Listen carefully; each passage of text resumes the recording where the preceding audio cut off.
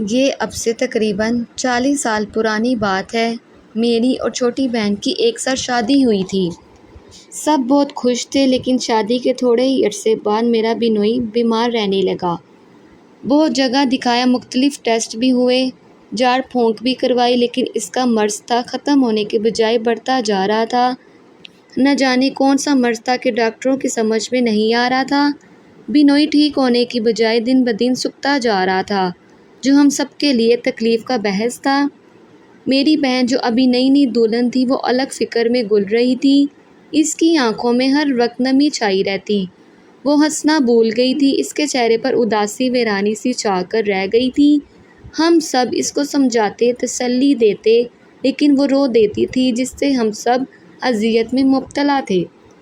میرا بنوئی اکلوتا تھا، ماں باپ نہیں تھے، ایک صرف شادی شدہ بہن تھی اور ایک چچا تھے جو اس کے گھر کے برابر رہتے تھے۔ اب بنوئی کی بیماری کی وجہ سے اس کا کاروبار وہی دیکھ رہے تھے، کیونکہ بنوئی شدید بیمار تھے۔ پھر ایک دن مجھ سے میری بہن کی پریشانی نہیں دیکھی گئی، تو میں بہن اور بنوئی کو اپنے گھر لے آیا کہ جب تک بنوئی ٹھیک نہیں ہو جاتے تو یہ میرے ساتھ رہیں۔ میں نے اچھے سے اچھے ڈاکٹر کو دکھایا، لیکن سب مایوس ہو گئے۔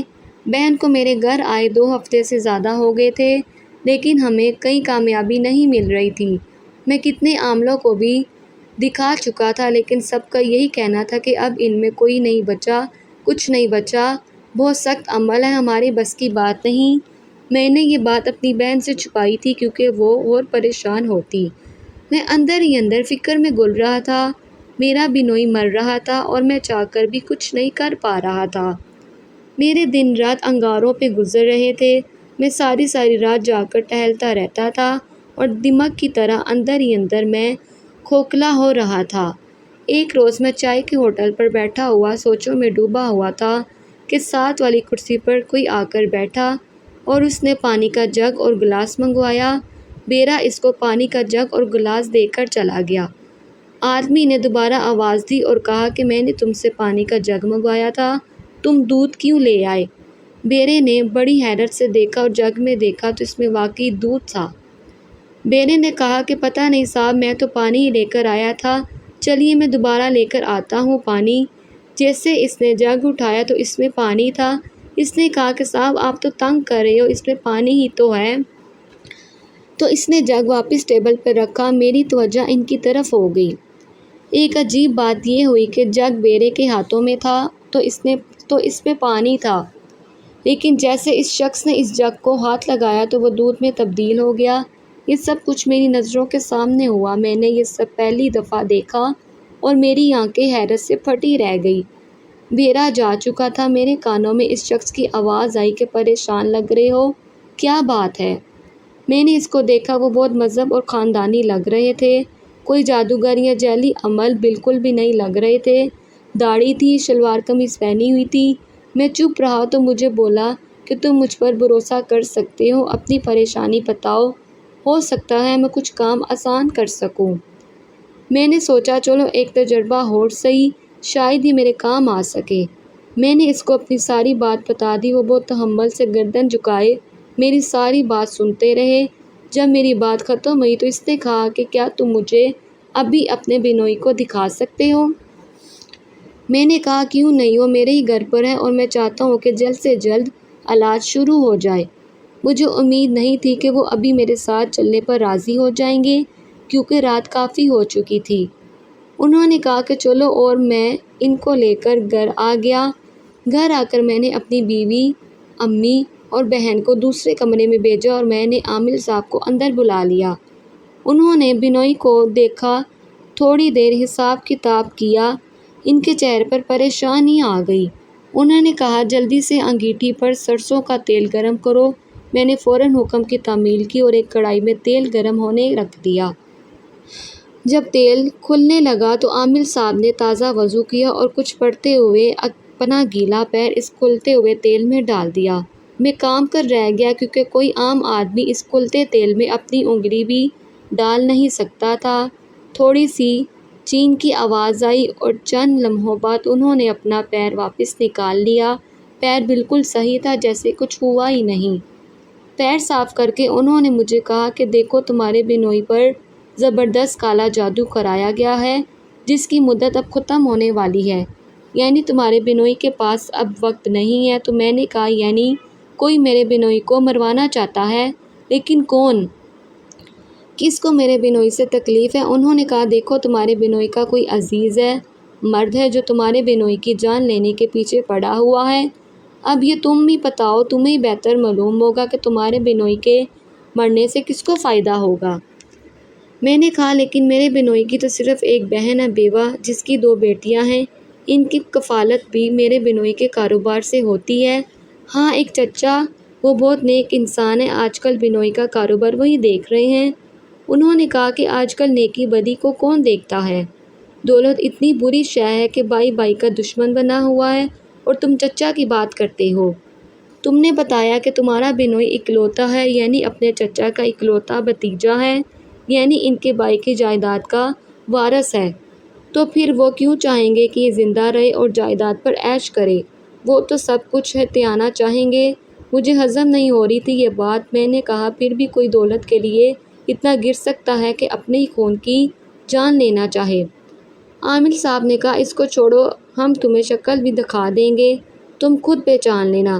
فی الحال کام کی بات کرتے ہیں، تم ہمیں کیا نذرانہ دے سکتے اپنے بنوئی کے علاج کے لیے؟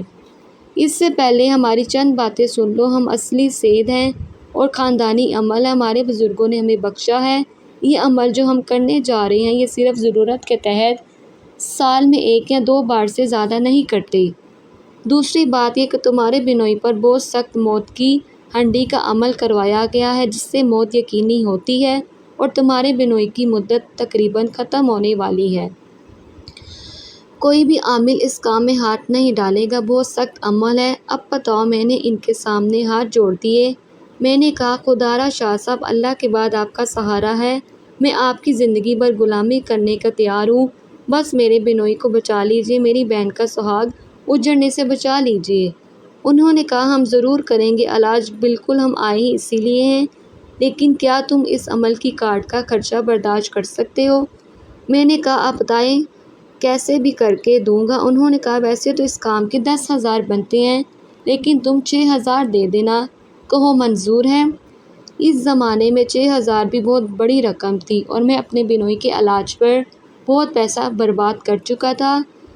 میرا بھائی ابھی کاروبار پہ تھا اور میں ہر قیمت پر بہن کو اجڑنے سے بچانا چاہتا تھا۔ میں نے حامی بھر لی۔ میں نے کہا جی شاہ صاحب، مجھے منظور ہے۔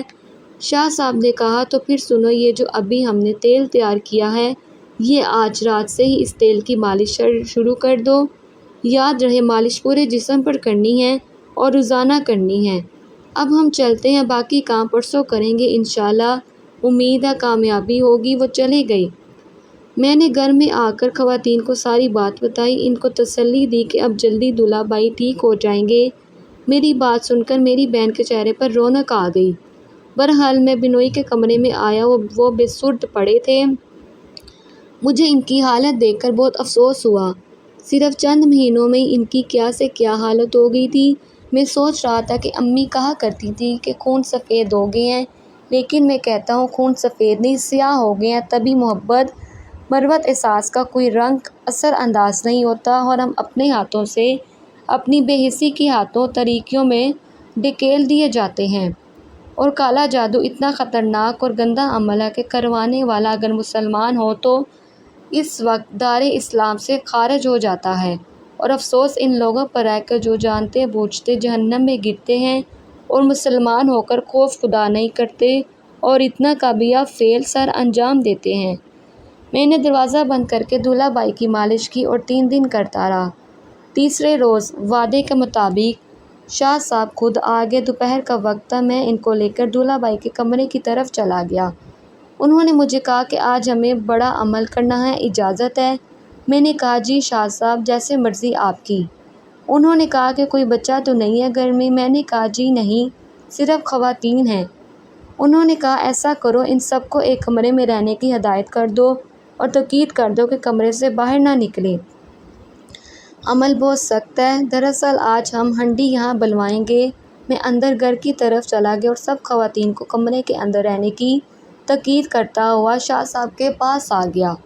جب میں کمرے میں آیا تو دولہا بھائی کمرے میں کھڑے تھے اور شاہ صاحب کچھ پڑھتے ہوئے ان کا اثار کر رہے تھے۔ دولہا بھائی میں نہ جانے کیسے کھڑے ہونے کی طاقت آ گئی تھی۔ شاید یہ اس تیل کا کمال تھا جو مالش کرنے کے لیے دیا گیا تھا، اور میں نے بلا ناغہ 3 دن تک اس تیل کی مالش کی تھی۔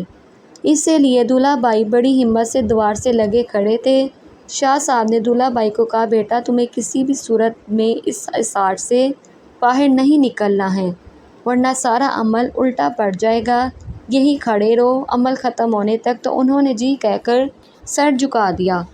اس کے بعد شاہ صاحب نے میرا بھی اثار کیا اور پھر دائرہ بنا کر اثار کر کے خود بھی بیٹھ گئے، عمل شروع کر دیا۔